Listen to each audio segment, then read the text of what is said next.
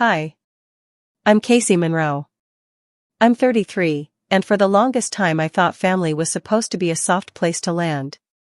You know, the kind of thing people post holiday photos about, where everybody's smiling and fighting over who gets the last piece of pie.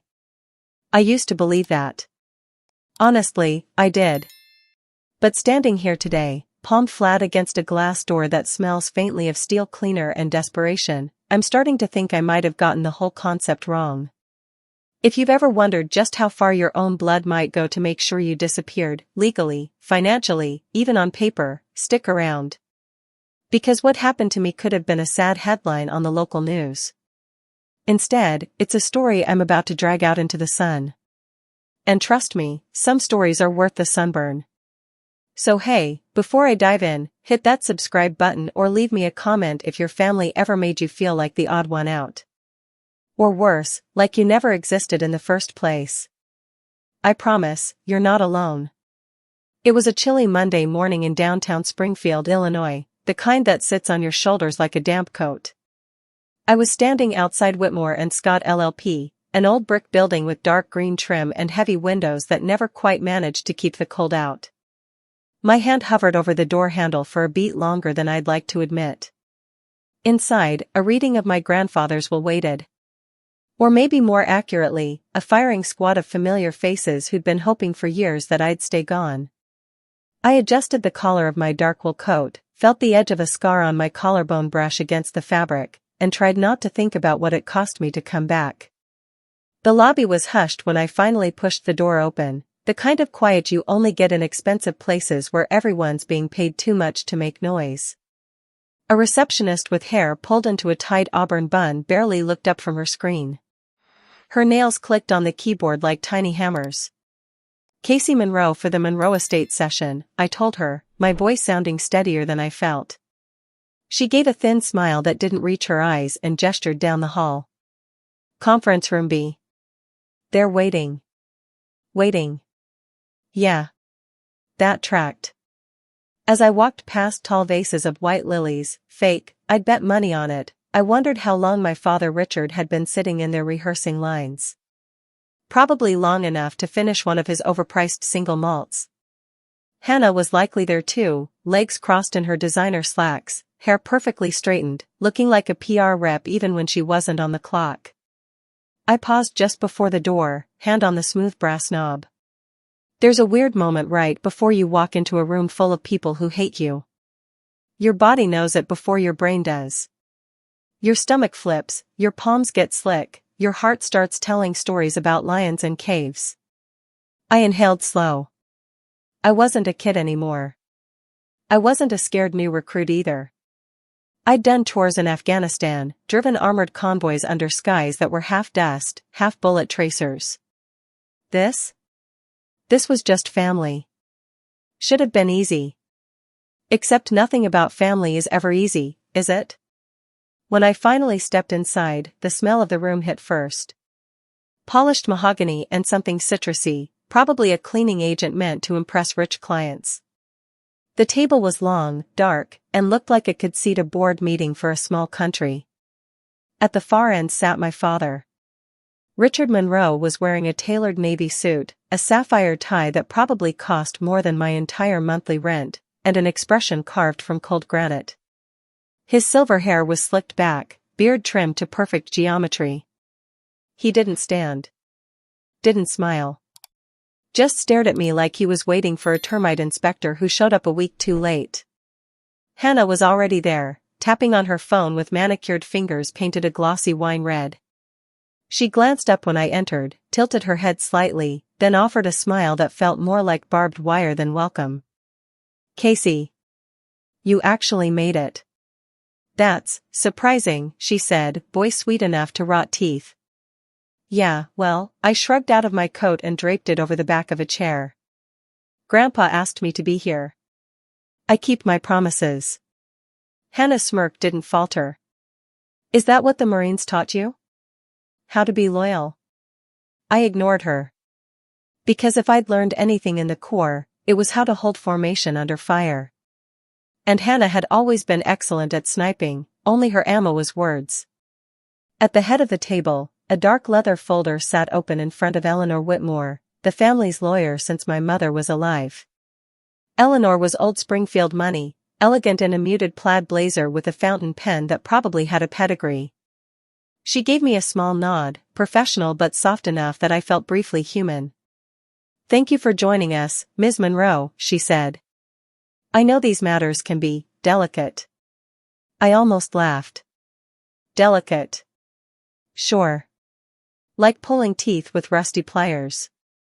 No one offered a hug. No one asked about my last deployment. If I still had both legs. If I still woke up some nights gasping for air because my brain thought it smelled burning diesel and charred metal. Maybe they didn't care, or maybe they just didn't want the guilt of asking. Either way, the message was clear: I was a guest in this room, not family. For a flicker of a second, I let myself remember Grandpa Edward's laugh, how he'd clap me on the back when I was a little girl and say, "Casey's got more backbone than the rest of us put together." I wondered if he knew back then how badly I'd need it. Eleanor cleared her throat and smoothed a page flat. Richard leaned back, his eyes narrowing, waiting. Hannah's foot jiggled under the table like she was sitting on a jackpot slot machine. Me? I folded my hands, felt the faint vibration of an old injury deep in my wrist, and braced myself. Because even before a single word was read, I had the cold, ugly feeling that this wasn't going to be about love, or grief, or honoring the dead. It was going to be about control. And people like my father? They never gave it up without drawing blood first. You're going to want to hear how this unfolded. Trust me.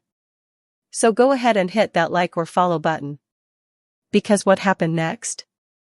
It turned everything I thought I knew about loyalty and family on its head. If you'd met me when I was 10, you would have seen a kid who thought her grandpa was the sun itself. Not just some warm spot in the corner of the room, but the whole damn center of gravity. His name was Edward Monroe. Most people in Springfield knew him as the war hero who came home from the Pacific with a chest full of medals and a handshake that could crack your knuckles if you weren't careful. But to me, he was just Grandpa Ed, the guy who smelled like sawdust and peppermint lozenges, whose hands were always nicked up from fixing something. I grew up in this old white clapboard house on the edge of town, just past the railroad tracks. Every summer, Grandpa would drive over in his rust bucket green pickup that backfired so loud it made the neighborhood cats scatter. He'd honk twice, and I'd come barreling out, shoes untied, knee scraped, hair in a wild brown ponytail that hadn't seen a brush all morning. I'd jump in before the truck fully stopped, because patience wasn't exactly my thing back then. We didn't do fancy trips or theme parks. That wasn't Grandpa. His idea of fun was driving out to Lakewood Creek with a couple sandwiches wrapped in wax paper, a thermos of sweet tea, and a small wooden boat he'd carved in his garage. The boat was never painted. He liked the look of raw pine, said it reminded him nothing stays perfect, not even trees. I used to think that was sad. Now I think maybe it was the truest thing he ever taught me. Anyway, we'd sit on the bank together, him in his battered straw hat, me picking at grass until he'd hand me the boat. Then I'd set it in the water and watch it spin in lazy circles. Sometimes it'd get caught in the current and zoom away so fast it startled me. I'd shout, "It's running away," and he'd just laugh, that low rumble of his, eyes crinkling at the corners. Let it. That's the whole point, Casey girl. You don't hold on too tight. Things meant to stay will circle back. I used to wonder if that was really true. Now? I'm not so sure. Because some people never circle back. They drift so far you'd swear they were never yours to begin with. Grandpa's house was my second home. It sat on a lot cluttered with old birdhouses and rusted wind chimes. The front porch sagged in the middle, always threatening to drop us right through to the dirt. I loved it there. Inside, the wallpaper peeled in long, lazy curls and the floorboards groaned like they had stories of their own. The kitchen smelled like brewed coffee and fried ham. There was usually a Cardinals game humming low on a dusty radio by the sink. He kept a jar of lemon drops on the counter just for me. Even when money was tight, Grandpa was never rich, despite what people thought after he built Monroe Holdings from a two-man lumber yard. he made sure there were always lemon drops. Said it was important to have one small luxury that didn't make sense to anyone else. I still keep a jar of them in my own apartment, even now. A weird little act of loyalty to a man who loved me without needing a reason. If I close my eyes, I can still see him out back, working on some project at the old workbench he built by hand. His arms were freckled and ropey with muscle, a soft fuzz of gray hair at the edges. He'd whistle off-key, usually some military march turned gentle by the breeze. Sometimes he'd let me hold a nail steady, though it scared me half to death he might miss. He never did. At night, we'd sit on the porch swing together, me tucked into his side, listening to the cicadas roar. He'd tell me stories about the Navy, not the gory bits, just the wild, wide world he'd seen. How the stars over Okinawa looked like someone spilled salt on black velvet. How he once traded a pack of smokes for a tiny carved turtle that still lived on his mantle. How he'd promised himself if he ever made it back alive, he'd build something that outlived him. Back then, I thought he meant houses. Turns out, he meant something more complicated. A legacy that could either hold you up or bury you alive, depending on who was in charge. I used to drift off on that swing, head on his shoulder, the night air sticky and full of cut grass. And in those moments, I believed without question that I belonged. That family was an unbreakable sort of promise. Funny how beliefs like that are the first things to shatter when you grow up. If you're wondering where my dad Richard was during all this, he was around. Kind of. Always closing deals in cities I couldn't spell then, flying out on early Monday mornings and returning late Friday nights, smelling like hotel lobby cologne and thin hotel coffee. He'd pat my head sometimes, like he was checking inventory, then retreat to his office with glass doors that shut out the sound of me. Grandpa never shut me out. He let me talk, even when I was annoying, even when I didn't make sense. He once told me that listening was the cheapest gift you could give someone, but somehow the rarest. I didn't really get it as a kid. Now I'd pay real money for someone to just sit and hear me out without an agenda.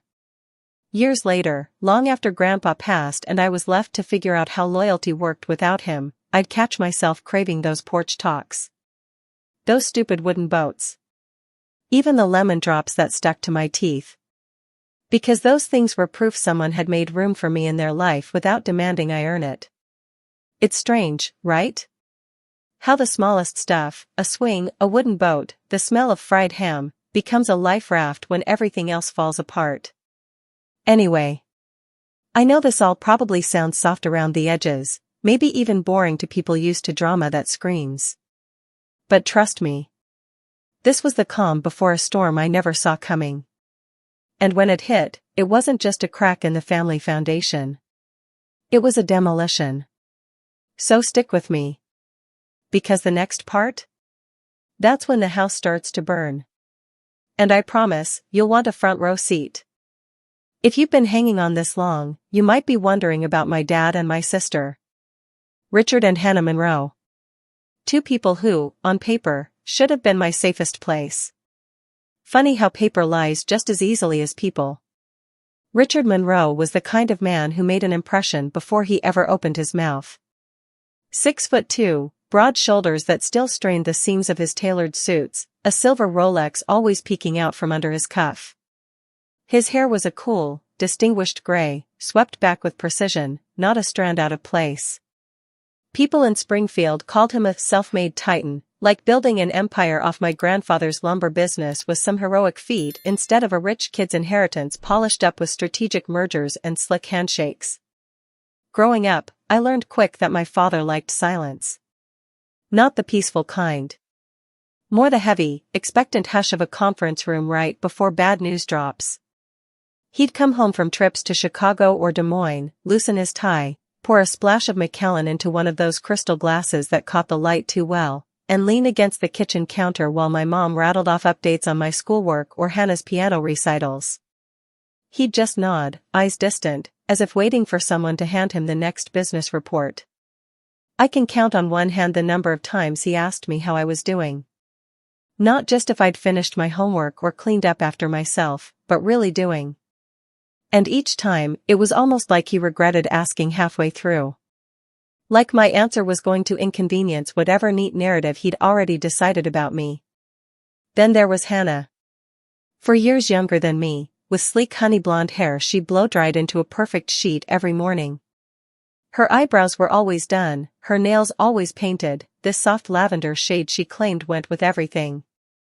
Hannah knew how to laugh at the right jokes, how to tilt her head when someone older spoke, how to make people feel important.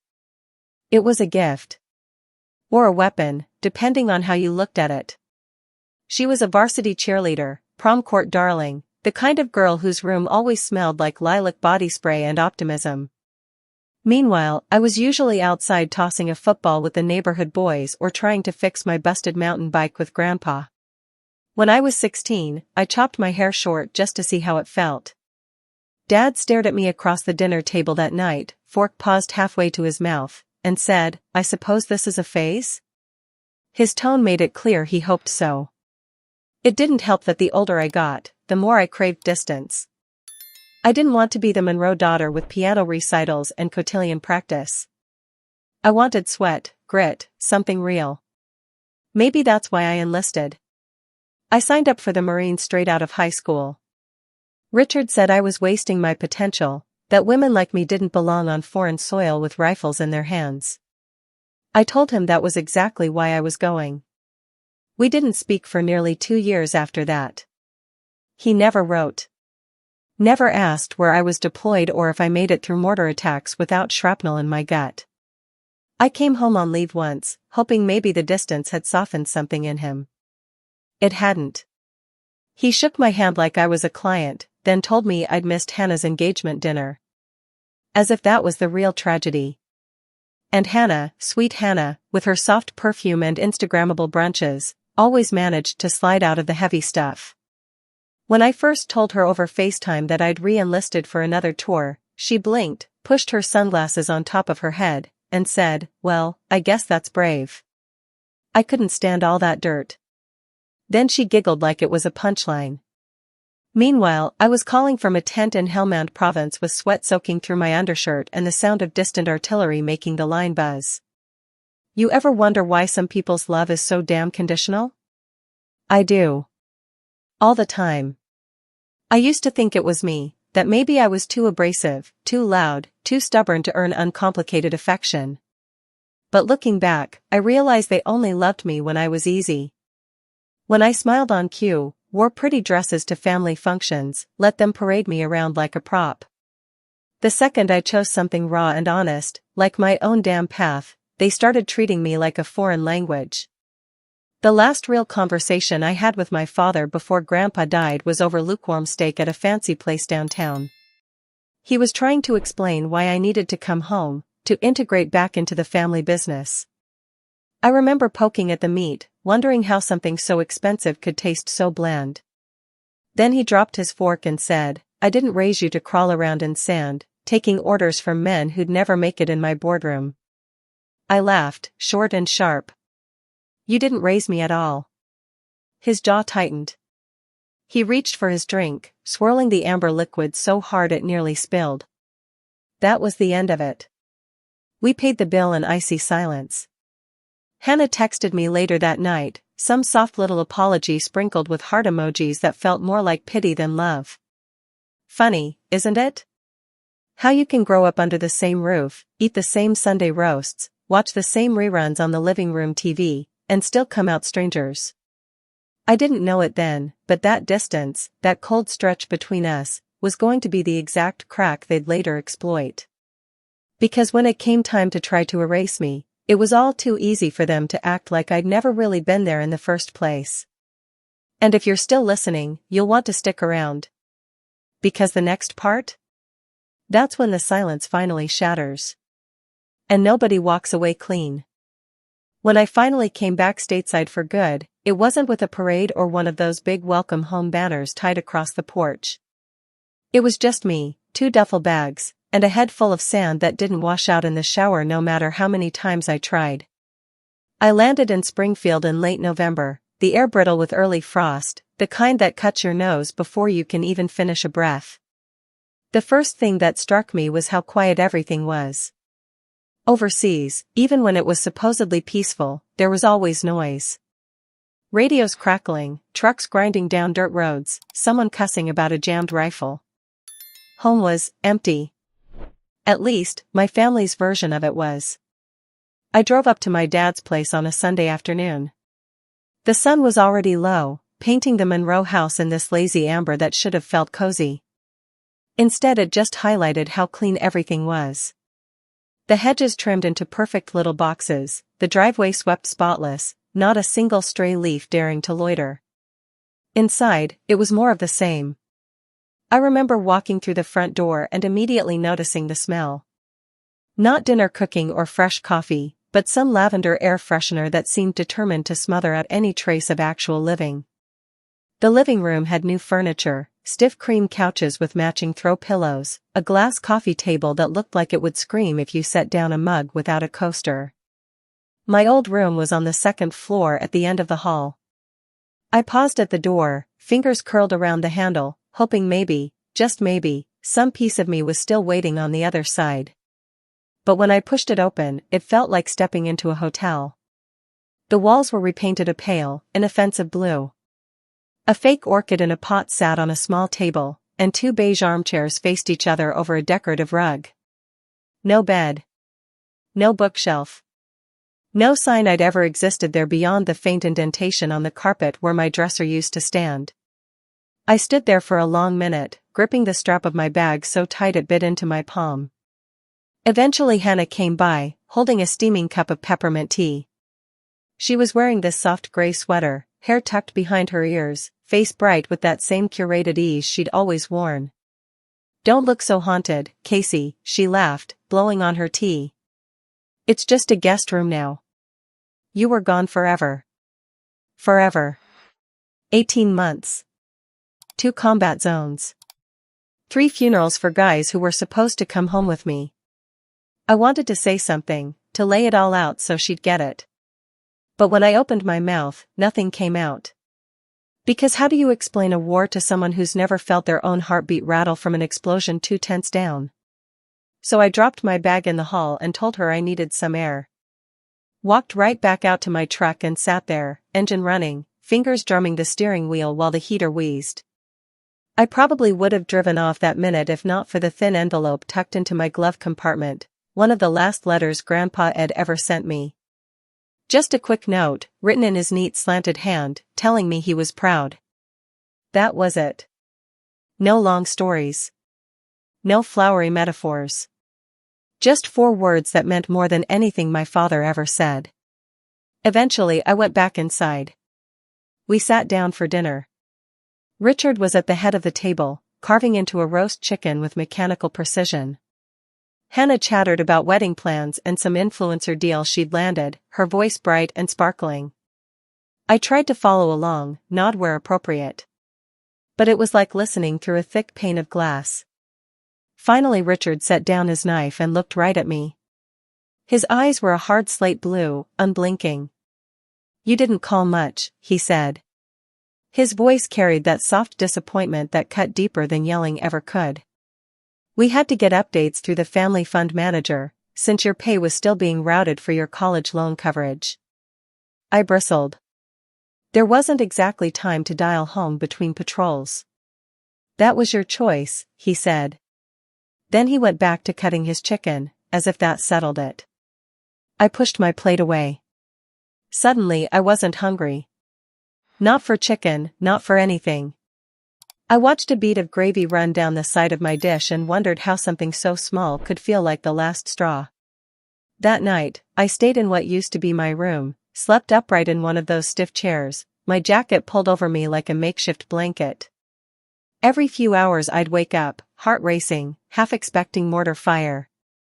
But all I heard was the low drone of the fridge downstairs and the occasional groan of the old floorboards under the heater's breath. By morning I knew I couldn't stay. I left a note on the counter thanking Hannah for the tea. Didn't bother writing anything to Richard.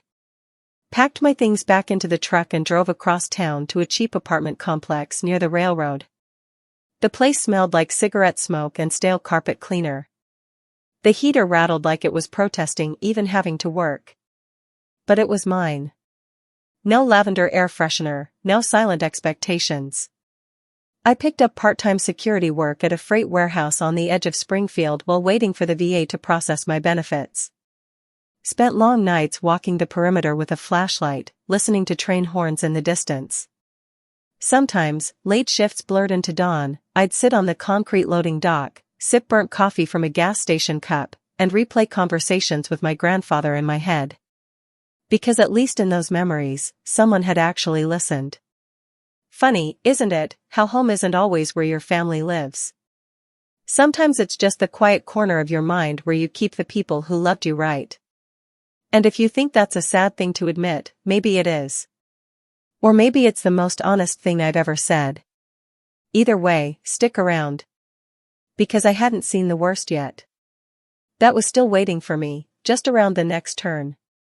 I settled into that little apartment on the far side of Springfield the way you settle into a pair of stiff new boots. It didn't fit at first. The walls were a dingy off-white, smudged with fingerprints and scuffs from tenants who'd probably run out of security deposits long before I moved in. My bedroom window overlooked a potholed parking lot lit by a single flickering lamppost. Some nights, I'd watch stray cats chase shadows out there. It wasn't pretty, but it was private. And after living under my father's roof again, privacy felt like the sweetest relief.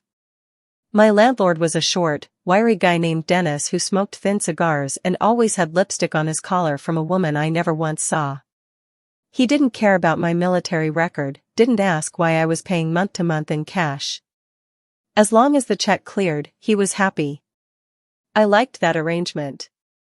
No personal questions, no polite prying disguised as small talk. Just keys and rent receipts. I started working graveyard shifts as a security guard at a distribution hub off Route 72. The place ran trucks in and out at all hours, hauling pallets of everything from toilet paper to fancy imported cheese. My job was simple. Walk the perimeter every hour, check the chain-link fences for cuts, shine my flashlight under parked trailers to make sure nobody was sleeping there. Then return to the little guard shack and sip gas station coffee while the radio hummed static between country songs. You'd think the boredom would drive me nuts. After years of adrenaline, of convoy drills and sudden sirens and always scanning rooftops, the slow crawl of civilian nights should have felt unbearable. But honestly, the monotony was its own kind of therapy. Nobody was trying to blow me up. Nobody was barking orders. I could breathe. Meanwhile, my phone stayed quiet. Hannah would send a text now and then, usually a link to some new makeup line or a selfie from brunch with captions like, "Just because life is short." I never quite knew how to respond to those, so mostly I didn't. Richard didn't text at all. No happy birthday that year, not even a stiff hope you're well. He'd cut off more than my room back home. He'd surgically removed me from the family script. Funny, isn't it, how some families only function if you agree to play the role they cast you in. The dutiful daughter, the pretty accessory, the quiet heir who doesn't question where the money comes from or who gets hurt along the way. I'd flunked that audition spectacularly. But not everyone forgot me. Every few weeks, like clockwork, a wire transfer would hit my account from a name that read simply E. Monroe. Grandpa. The sums weren't huge. Just enough to keep the heat on when the Illinois winter settled in deep and my cheap apartment windows whistled under the wind. Enough to buy groceries that didn't come in shrink-wrapped packs of 50-cent ramen. It wasn't the money that mattered. It was the message. A quiet, stubborn way of saying, "I see you, kid." Even if no one else bothers to look. Some nights, after finishing a shift, I'd stop at this little 24-hour diner called the Copper Skillet. It smelled like scorched bacon grease and burnt coffee, the booths were patched with duct tape, and the server, Barb, never remembered my name but always called me honey in the same raspy voice she used on the cops who came in for midnight pie. I'd order the same thing every time, scrambled eggs and hash browns drowned in hot sauce.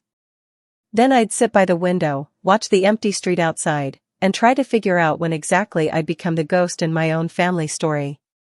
You ever wonder about that? When the line crosses from "we drifted apart" to "I don't think they ever really knew me at all"? I do. Probably too much.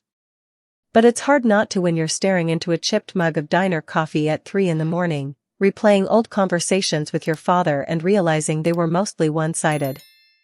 Mostly him, talking about quarterly returns or the Monroe reputation.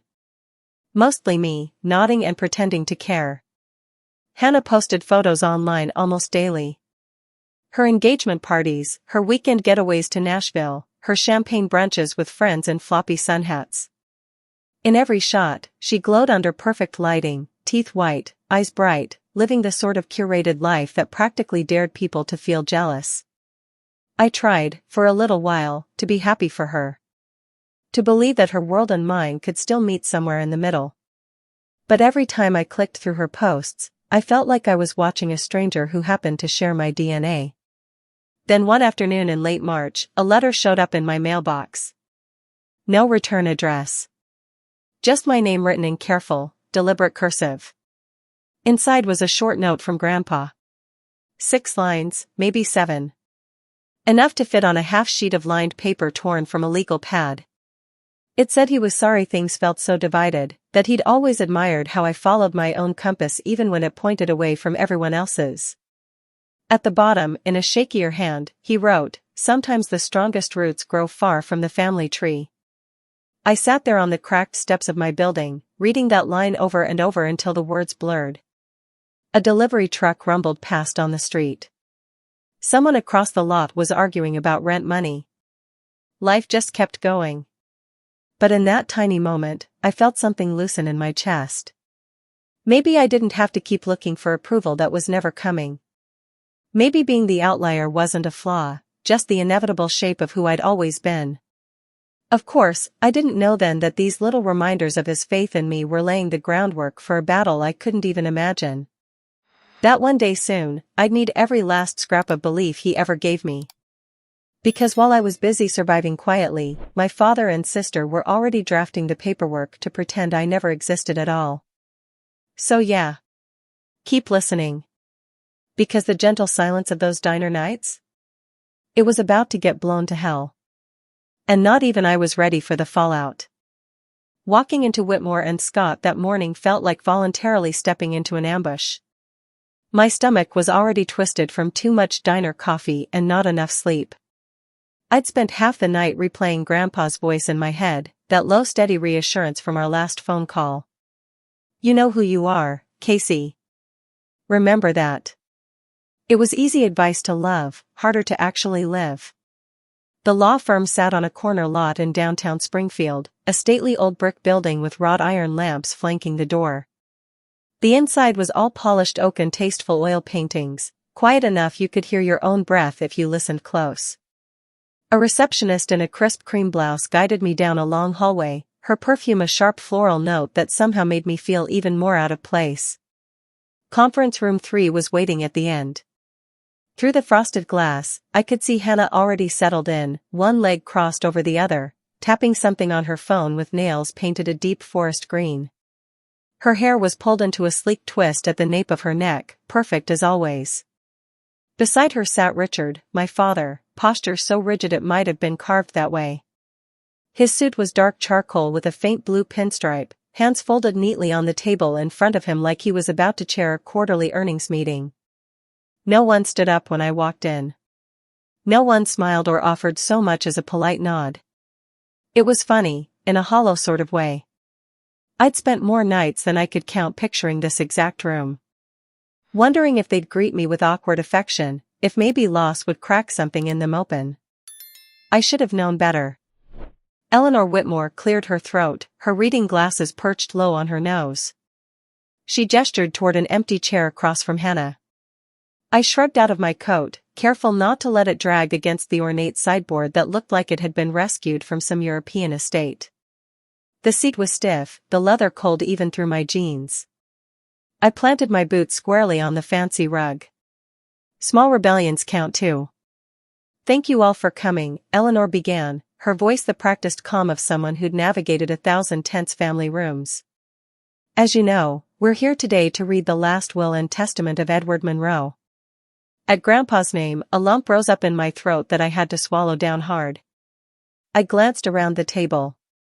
Hannah was still staring at her phone, though her thumb paused its scrolling. Richard's eyes stayed locked on Eleanor, his jaw working slightly like he was chewing something tough. Eleanor flipped open a thick folder. The faint scent of the paper mixed with the lemon oil polish on the table, grounding me in the absurd reality that my family's legacy was now reduced to a stack of notarized documents.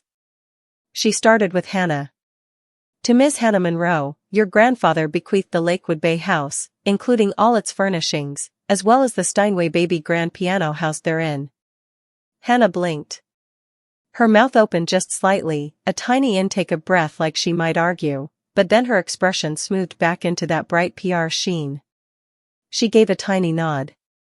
If she was disappointed, it didn't show much. Eleanor continued. To Mr. Richard Monroe, a collection of first-edition Hemingway novels, along with a directed charitable donation in your name to the Veteran Integrity Fund in the amount of $10,000. I swear, the sound my father made was half laugh, half scoff. His lips curled. 10 grand to a cause he'd once called a money pit for broken soldiers. He didn't even bother trying to mask the disdain. I couldn't tell if it was about the money, or about Grandpa daring to define his legacy in a way Richard couldn't control. Finally Eleanor turned her steady eyes toward me. I tightened my hands in my lap, the edge of my thumbnail digging into the skin just to keep me anchored. And to Ms. Casey Monroe, she said, pausing only long enough to draw a deliberate breath, Edward Monroe bequeaths the remainder of his estate. This includes all financial holdings, real property not otherwise specified, and is controlling shares and voting rights in Monroe Holdings Incorporated. Effective immediately. Silence. Absolute, suffocating silence. I could hear the soft whir of the air vent overhead, the distant rattle of a cart in the hallway, and beneath it all, my own pulse hammering like a drumline. Hannah's composure slipped for just a heartbeat. Her gaze darted to our father. Richard's nostrils flared, his knuckles whitening against the dark wood of the table. For a long moment, he didn't say a word. Just stared at Eleanor like he was trying to rewrite the script by sheer force of will. Then Eleanor reached into her folder and pulled out a cashier's check, sliding it across the table toward me. I could see the numbers even from my seat. 38 million, give or take a few hundred. My throat closed. That was real. As real as the coffee stain on the sleeve of my shirt, as real as the tiny tear in the seam of my jeans. Before I could even move to touch it, Richard's hand shot out. He snatched the check so quickly the paper crinkled. Hannah flinched, her polished nails raking lightly against the arm of her chair. You think this fixes anything? Richard's voice was a low growl. He held the check up, studying it like it might be diseased. You think showing up here after all these years, with your military sob story and your filthy boots, means you get to walk back into this family like nothing ever happened? I didn't answer. I just met his eyes, steady, waiting. I wanted to see it when the next crack split him open. Because he didn't hand the check back. Instead, he reached into his jacket pocket, pulled out his engraved silver lighter, the same one I'd seen him use 1,000 times on celebratory cigars, and flicked it to life. The flame danced there for a beat. Then he touched it to the edge of the paper. It caught instantly. A tongue of fire raced across the numbers, curling up through the elegant signature of the bank manager. Ash flaked off, drifting to the table. Hannah let out a tiny gasp. Eleanor sat back, hands folding calmly, as if this was far from the first time she'd watched someone set money on fire out of spite. Richard dropped the charred remains onto the polished wood, grinding the last ember out under his thumb. Then he looked at me with a smile that was all teeth. That's what you get, Casey. For thinking you could ever come back. For a split second, I almost laughed. Because what he burned wasn't what he thought it was. And that mistake? It was going to cost him more than he ever imagined. So stay close. Because if you think this was the worst of it, trust me. The real fireworks were still waiting.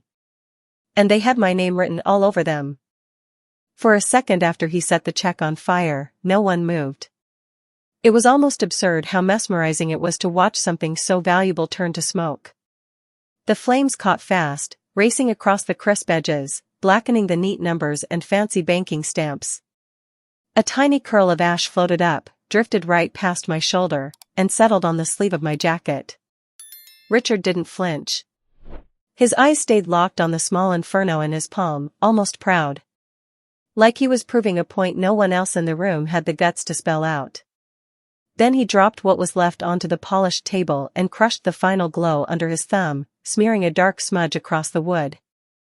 I sat there with my hands clasped loosely in my lap, letting the silence stretch. My heart should have been galloping. I should have been shouting, reaching for the check, calling him every foul name I'd learned in the barracks. But instead, I felt strangely calm. Almost detached, the way you get when you've already played this scene out 100 times in your mind. Maybe that was the real tragedy. That I'd expected this. That on some level, I'd always known Richard Monroe would rather set a fortune on fire than hand it to me. He leaned back in his chair, wiped his hand on a monogrammed handkerchief he pulled from his inner jacket pocket, then met my eyes. His mouth twitched in a small, satisfied grin that didn't reach the rest of his face. "You see, Casey," he said, his voice soft, almost conversational, which somehow made it worse. "Money has never been the point. It's about trust. Legacy. Who deserves to carry this family forward? And you, well, you made your choice a long time ago, didn't you?" Hannah let out a tiny breath, like she'd been holding it this whole time. She fiddled with the delicate gold chain at her throat, her manicured fingers twisting it until the skin blanched. For once, she didn't have some bright little quip to fill the space. Her eyes darted between Richard and me, wary, almost guilty. I studied them both, took in the carefully orchestrated tension in Richard's shoulders, the shallow lines bracketing Hannah's mouth. And I couldn't help wondering how different this might have all been if I'd come home with a less complicated story. No dusty uniforms, no scars half hidden by my hairline, no memories of roadside craters that still woke me in the dark. Maybe then, they'd have let me keep a seat at the table. Or maybe they were always going to push me out, and I just made it easier by walking away first. Funny, isn't it, how love in certain families feels like a test you're doomed to fail. Across the table, Eleanor cleared her throat. She looked more weary than alarmed, as if she'd watched this exact brand of aristocratic cruelty play out 1,000 times behind polished doors. Her glasses slid down her nose as she stacked her papers, deliberately calm. "For the record, Mr. Monroe, destruction of the instrument does not negate the contents of the will," she said evenly. "The assets will transfer according to Mr. Edward Monroe's legal directives." Richard waved a dismissive hand, like she was an irritating gnat buzzing too close to his ear. Then his eyes swung back to me, sharp and bright. "You really thought waltzing in here after half a decade of radio silence, with your army medals or whatever they gave you, would make you family again? That Edward's little pity stunt could rewrite Who's Earned This?"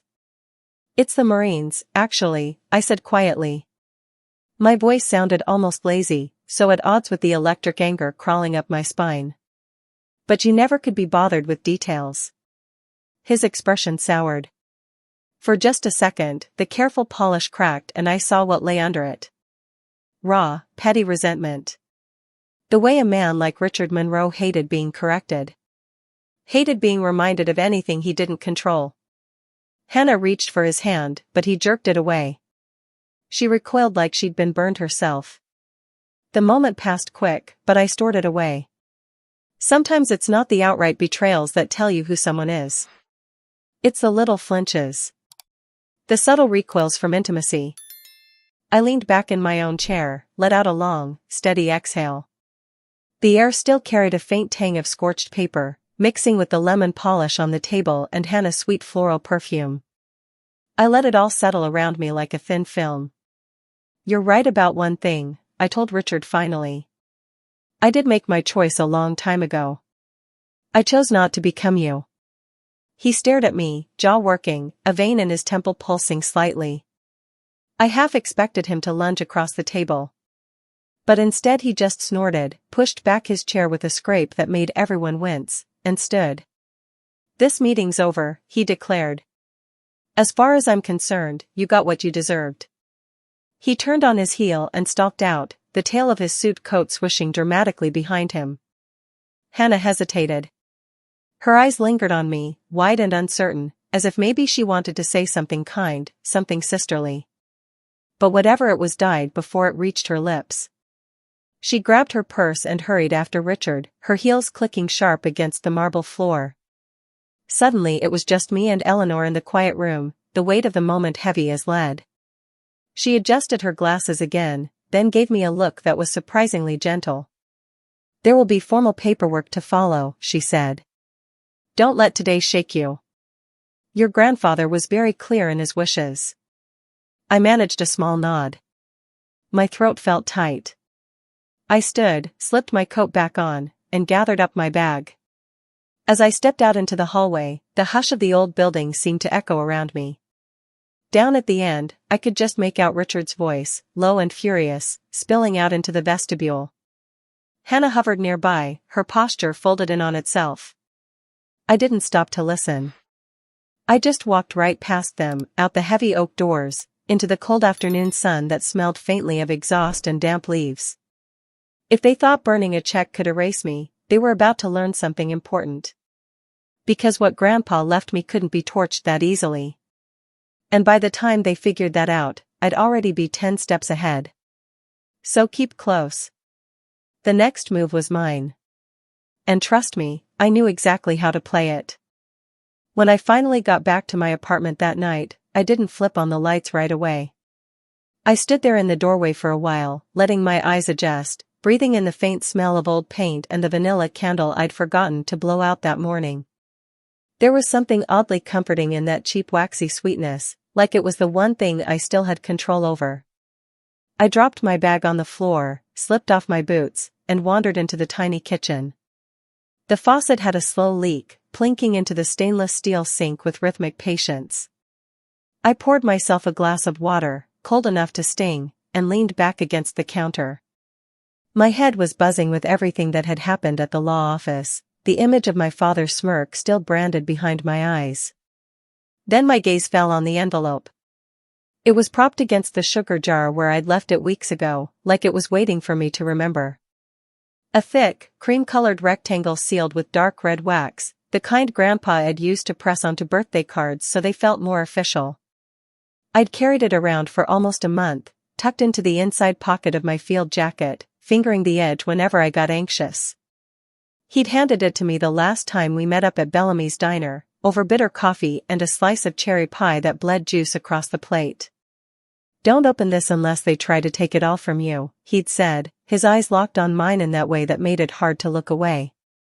I remember rolling my eyes a little. Who's gonna try, Grandpa? You think Dad's gonna hire a hitman to keep me from inheriting your rusted pickup? He hadn't laughed. Just squeezed my hand until I felt the old strength still coiled in his fingers. I'm serious, Casey. When they show you who they are, you open it. And don't hesitate. I'd brushed it off back then, like most people do when the older generation gets that heavy look. Now, standing alone in my dim kitchen with my father's laughter still echoing in my skull, I understood exactly what he'd meant. I set my glass down, grabbed the envelope, and walked it over to the couch. Sat with it in my lap for a long while, thumb running along the wax seal, tracing where it had cracked just a little from being carried so much. It felt strangely alive, like it was humming with something waiting to spill out. Finally I broke it open. Inside was a single folded sheet of paper and a small black USB drive taped to the back. My hands were shaking a bit as I peeled it free. The paper was typed, the kind of document you'd pay an expensive lawyer to prepare. At the bottom was Grandpa's signature, steady even if the lines were a little thinner than I remembered. It laid everything out in clinical language. A trust transfer. Confirmation that the majority of Monroe Holdings assets, plus a string of properties and bank accounts, were already reassigned into my name. Not contingent on the will, not up for debate. Ironclad. My heart did a weird little stutter. Relief, maybe. Or something close enough to taste like it. Because all the money my father thought he'd torched with that lighter? It was already long gone, moved under the radar by a man who'd spent his whole life building something he refused to see ruined by greed. I let out a shaky laugh, one that sounded foreign in my quiet apartment. "You clever old bastard," I whispered. If he'd been there, I probably would have hugged him so hard he'd complain about his ribs. I didn't waste time. Plugged the USB into my laptop right there on my scratched coffee table, legs bouncing with leftover adrenaline. It whirred to life, opened immediately without a password. Inside was a neat set of folders labeled legal, financial, and one simply marked read me first. I clicked that one. A video file. My finger hovered over the trackpad for half a beat, then pressed play. The screen lit up with Grandpa Ed sitting in his sun porch. Light poured through the old wavy glass behind him, hitting the side of his face and turning the edges of his hair almost silver white. He looked tired, but still sturdy in a checkered shirt I recognized from countless backyard barbecues. "If you're watching this, kiddo, it means they tried it. Just like I suspected." His voice was calm, matter of fact, the same tone he used when teaching me how to change the oil on my first junker car. "I wish I could be there to keep them in line, but I'm guessing by now you've realized your father only respects lines he can redraw himself." He paused, drummed his thick fingers once on the arm of the chair. "Don't let them make you doubt what you've earned. This isn't just about money or property. It's about making sure what I built doesn't end up strangled by the same ego that's driven this family apart for decades." Something hot stung behind my eyes. I swallowed hard. Because wasn't that exactly what I needed right then? Permission to stand my ground without feeling like I was betraying the very blood that had tried so hard to deny me? The video ended with him leaning forward, a ghost of a grin cracking his weathered face. "Now go prove you're every bit the stubborn Monroe I know you are." The screen went dark.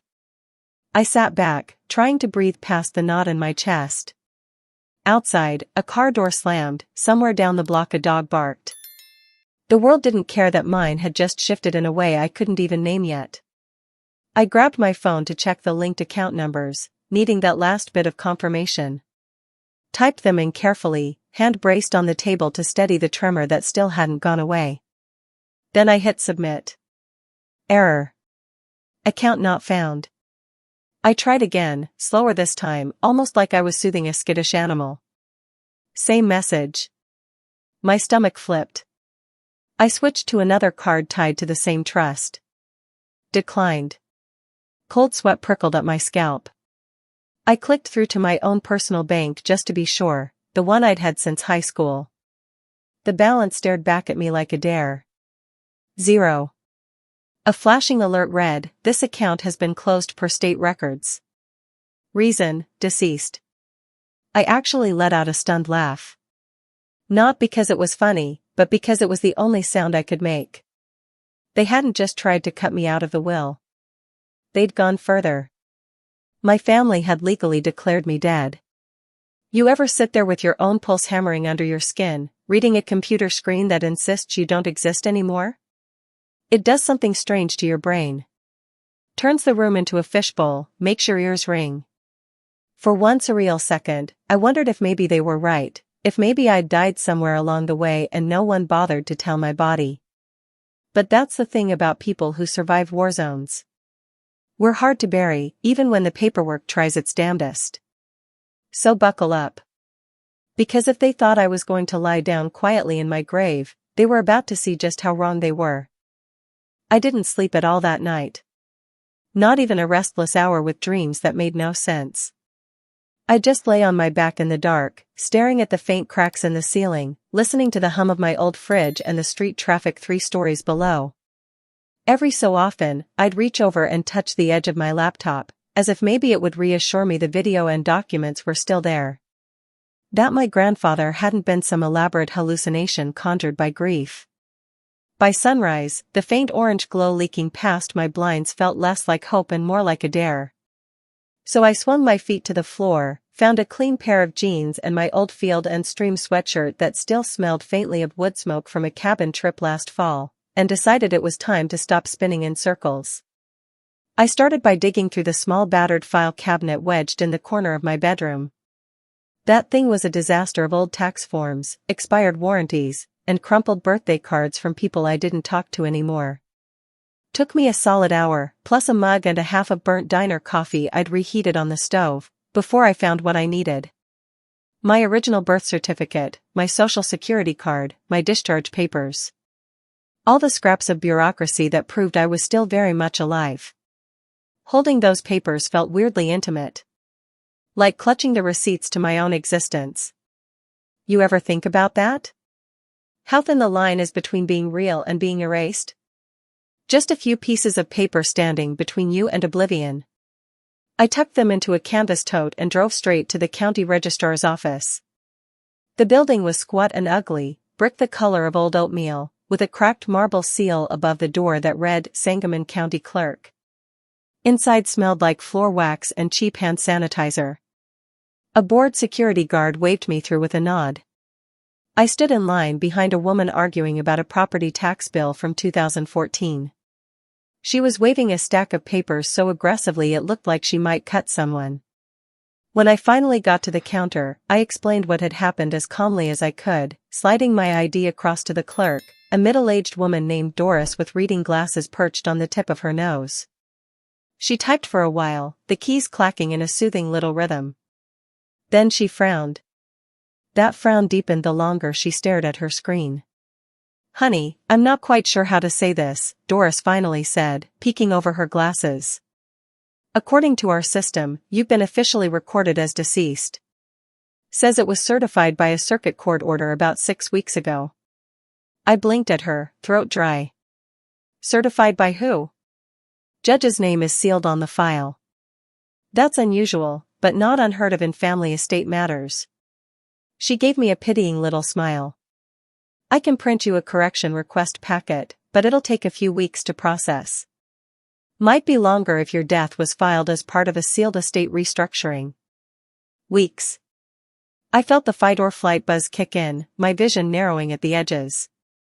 Because every day this sat in limbo was another day Richard and Hannah could tighten their grip, bury more paperwork, make it even harder to claw back my own damn name.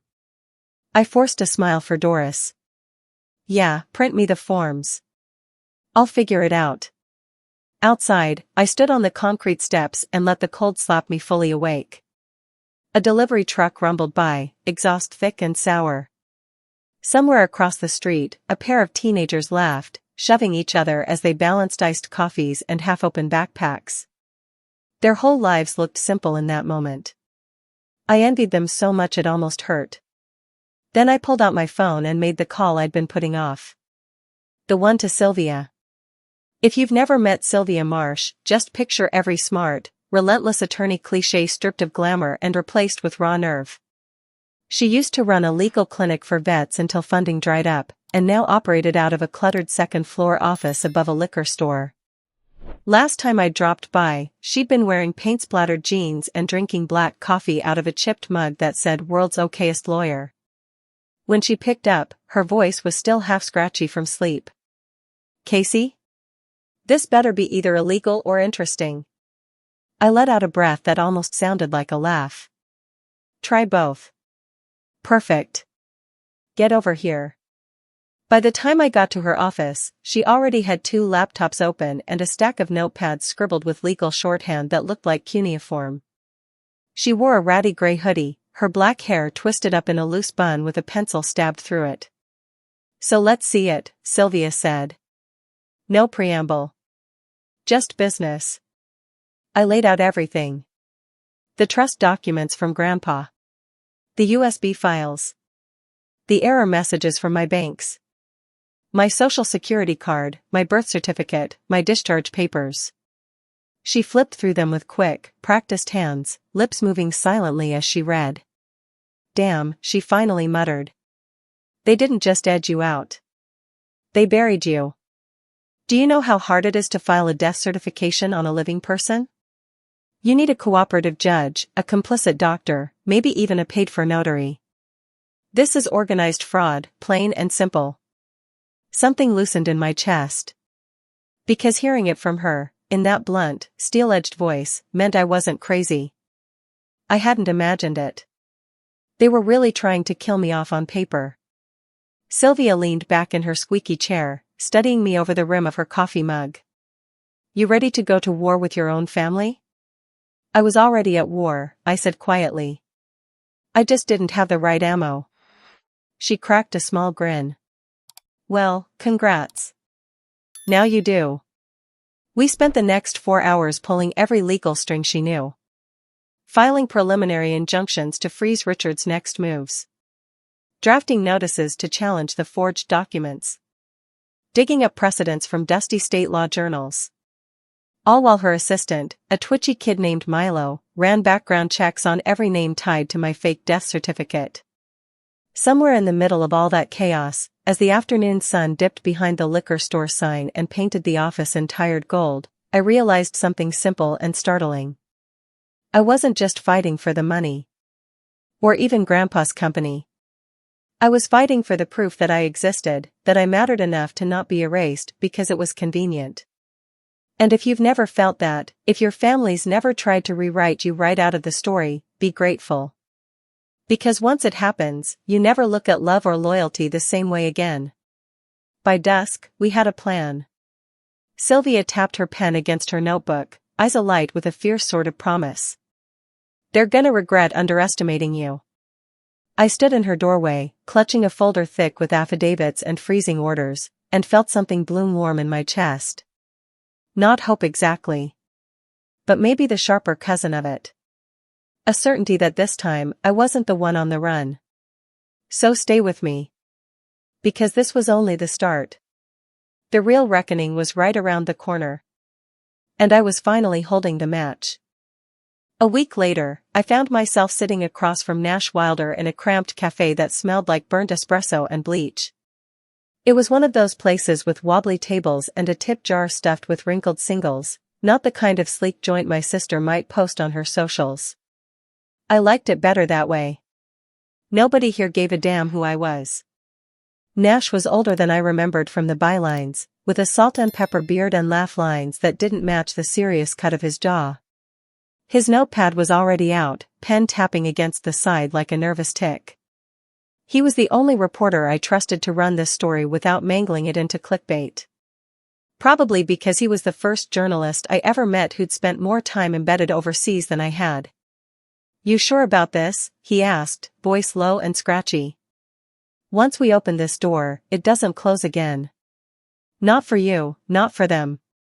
I swirled the dregs of my coffee, watching the grounds collect in a muddy swirl at the bottom of the chipped cup. Yeah, I'm sure. They tried to write me off like an expense they could shrug away. I want people to see what that looks like up close. Nash studied me for a long moment, then nodded. He took the flash drive I slid across the table, tucking it into the inner pocket of his denim jacket like it was something breakable. Give me 48 hours. I left the cafe feeling both lighter and like I was standing on the edge of a very steep drop. The afternoon air was crisp, the trees out front dropping yellow leaves that stuck to my boots.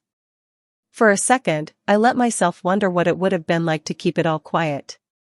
To let them win, keep my name out of the mess, stay a ghost.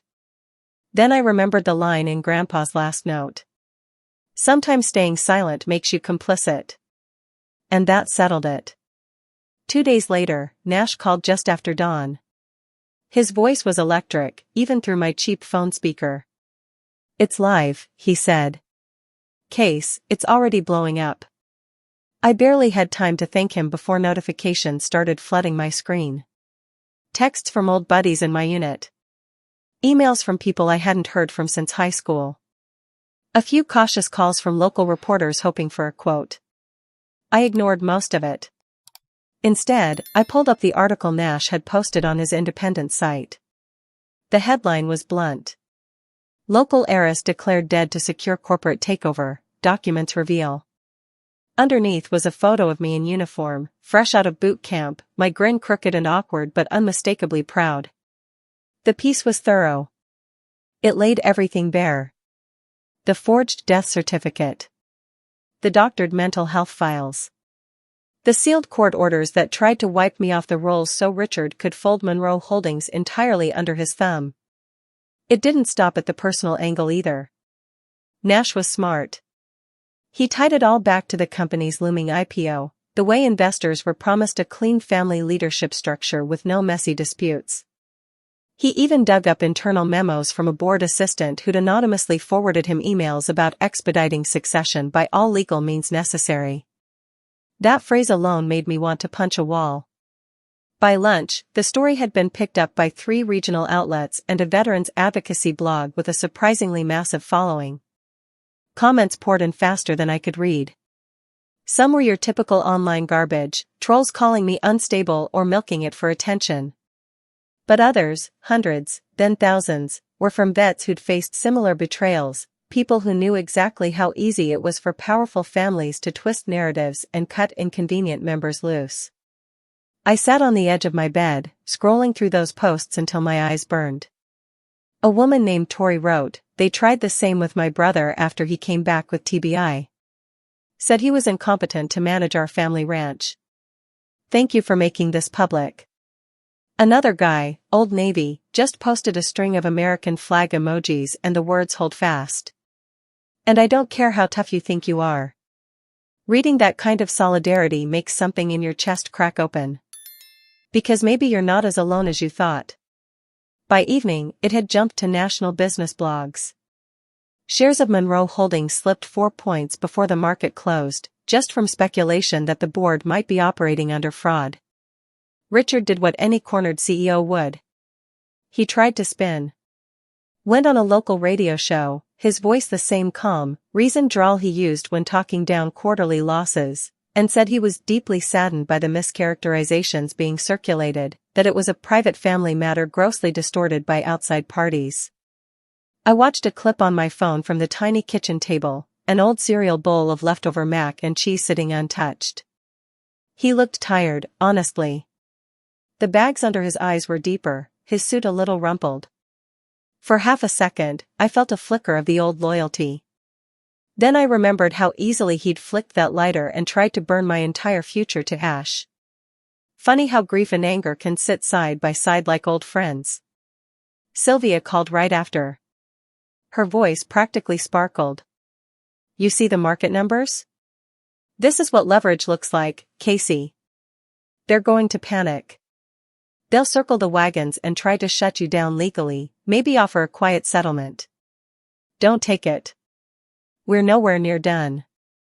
I leaned back in my chair, hand over my mouth to steady the rush of adrenaline. Outside, 2 kids on skateboards raced past, their laughter sharp against the evening quiet.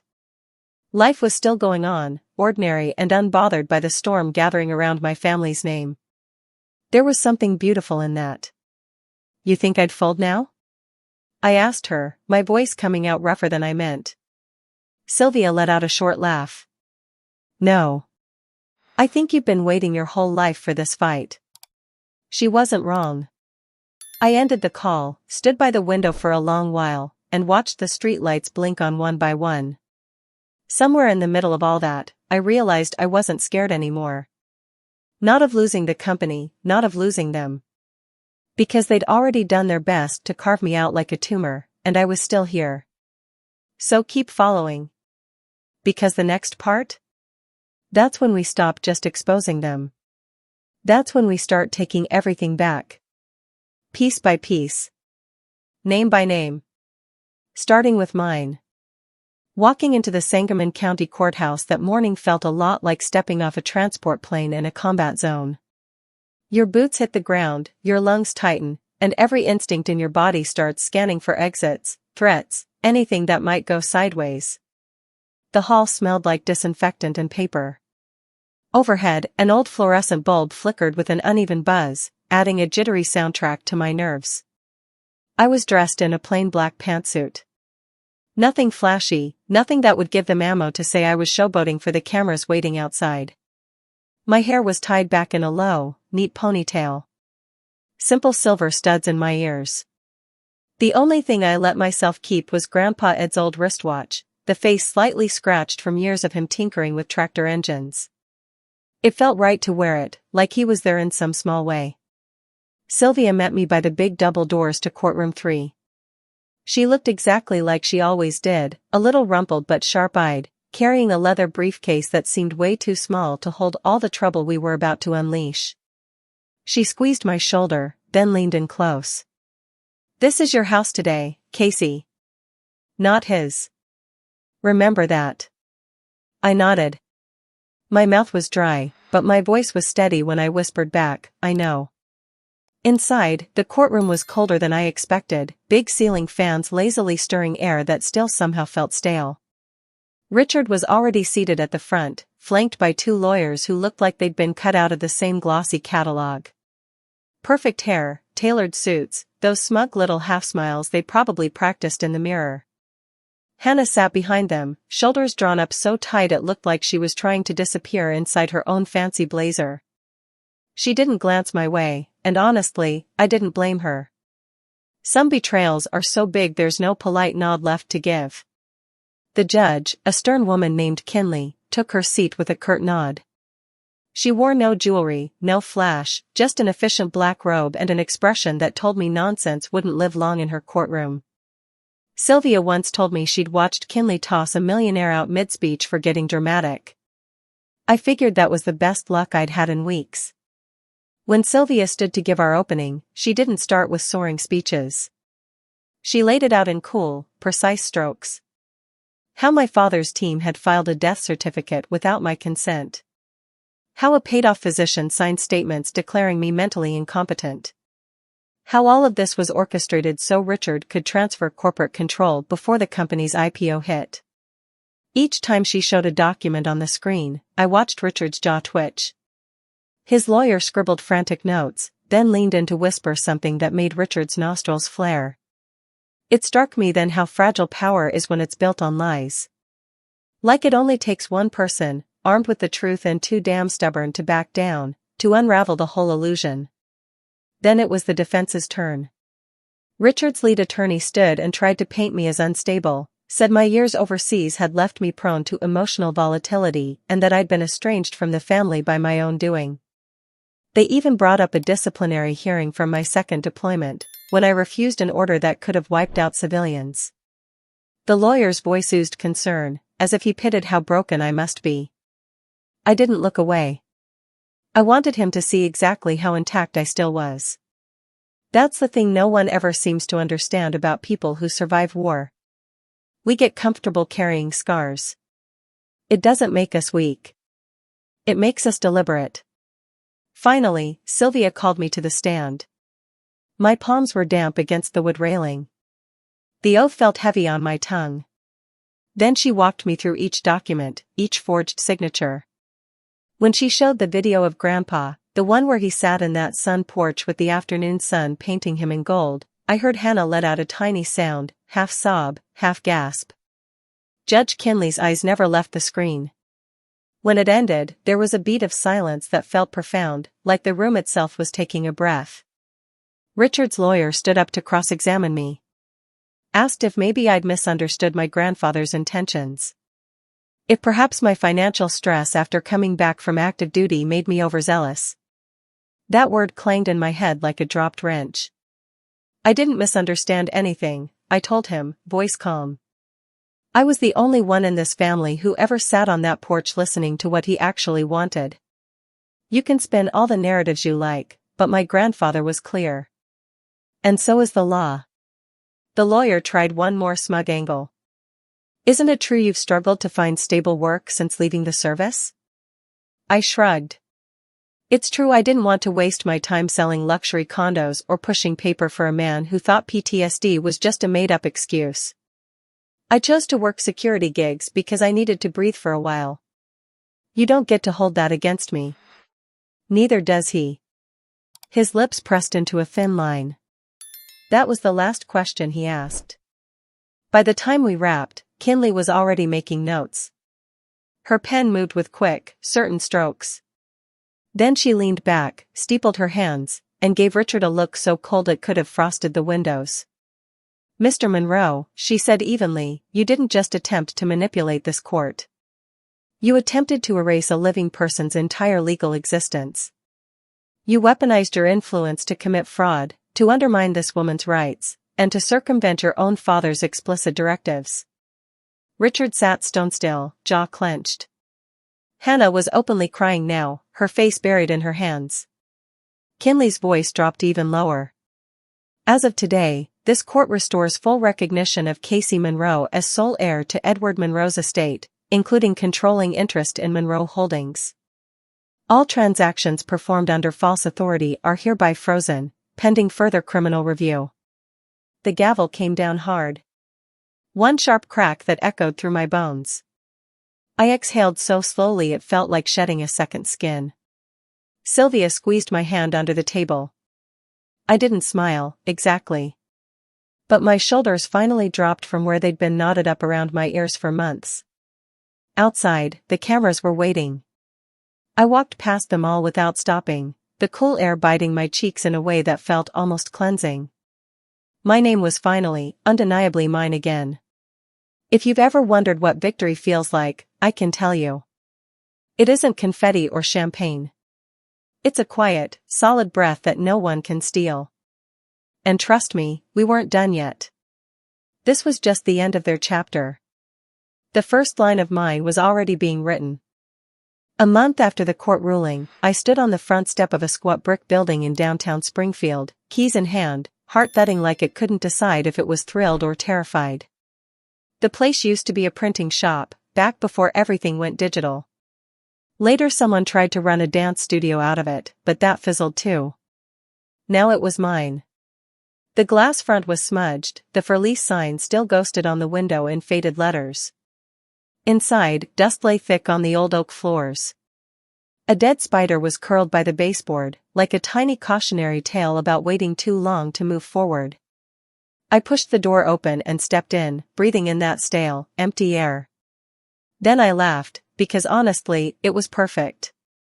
It was a space waiting to be filled, not with my family's expectations or Richard's cold ambitions, but with something I could build from the ground up.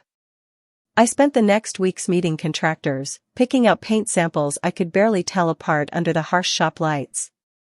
Bought mismatched furniture off a local resale site. Found a scruffy guy named Dan who refinished the floors for half the going rate because his cousin once served in my old unit and he said, "It's the least I can do." Funny how your community isn't always your blood. Sometimes it's strangers who look you in the eye without needing a reason. One evening I stayed late, going over paperwork for the new nonprofit I'd registered. I decided to call it Second Signal. A place for women vets, especially the ones who came home to families who didn't know what to do with them. Who needed legal clinics, job resources, or just somewhere to sit and drink terrible coffee without being judged for how they still jumped at loud noises.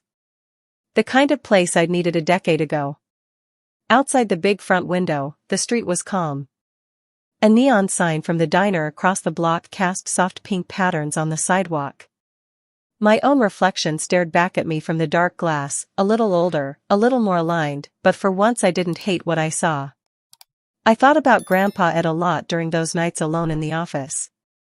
How he'd always told me stubbornness could be a gift if you pointed it in the right direction. About how he'd chosen me over people who looked shinier on paper, because I never sugar-coated what he didn't want to hear. That still stung some days, knowing the rest of them would have rather erased me than face the cracks in their perfect family portrait. But it didn't control me anymore. You ever realize your life's biggest heartbreaks also built the muscle that lets you stand your ground later? I don't think I'd be here, holding this deed, if they hadn't first tried so hard to bury me. So maybe that's a messed up kind of gratitude. Or maybe it's just the truth. Hannah reached out once. Sent a long text that started with "I hope you're okay," and ended with something about how things just got out of hand. I stared at it for a while, thumb hovering over the keyboard, but in the end I didn't write back. Some bridges aren't worth crossing again, even if they're technically still standing. Instead I threw myself into the work. Hired 2 women who'd been fighting through their own VA battles to help run intake. Set up meetings with counselors who specialized in trauma and transition stress. Had an old friend from my logistics days come by to show me how to set up secure databases for case files. Every little decision felt like stacking stones on solid ground. And I can't lie, there were nights I still lay awake, wondering if it would all hold. If someday I'd open a letter from a bank telling me, sorry, but apparently you're dead again. But each morning I woke up to this life I was building, messy, stubborn, fully mine, and the fear seemed a little smaller. Last week, a young vet named Mia came through our door.